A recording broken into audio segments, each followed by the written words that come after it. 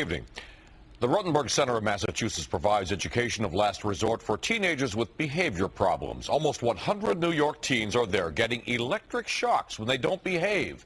And now we learn sometimes even when they do. Tim Minton broke this story last year. Tonight, he has the latest revelations. The shocks come from devices called GEDs, strapped to legs and stomachs, powered by batteries in backpacks. Act out, get a shock. Break the rules, another round. Mouth off to a teacher, zap. We are vehemently opposed to the practices that they have used at that school. But for all the controversy over treatment techniques at the Judge Rotenberg Center, JRC, what happened on August 26th goes beyond academic debate. An investigation by Massachusetts state officials, detailed in a report obtained this week by News Channel 4, reveals that a former JRC resident had posed as one of the quality control monitors and over several hours gave a series of instructions.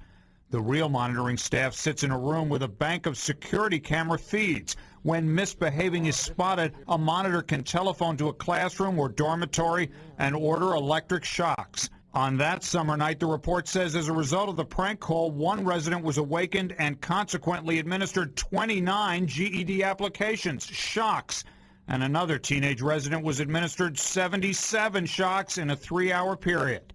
One of the residents suffered areas of first-degree burn.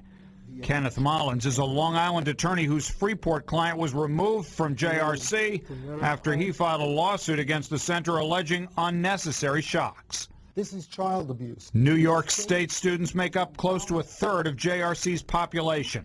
The center bills New York taxpayers close to $250,000 per child every year.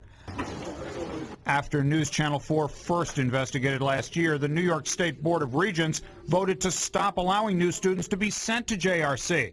With more than 90 New Yorkers and over 200 mostly teens still there now overall. Response this afternoon from JRC's attorney. He writes that the mistake shocks were an isolated, unprecedented incident that occurred more than 3 months ago. We immediately reported it, the statement says, to the appropriate state agencies and the local police. It's now been addressed and resolved, the attorney adds, so that an incident of this type cannot ever occur again. Repeated promises of change keep going unchecked. And it's time that our governor in New York take immediate action to bring these people home. Clearly the practices at that school in Massachusetts, not New York, but in Massachusetts, are wrong and should be ended. If it was up to the state of New York, would you take these children out right now? Absolutely. Absolutely. And we will do so if we have the capacity to do so. But for now, New York State has been ordered not to enforce its ban on sending students for shock treatment.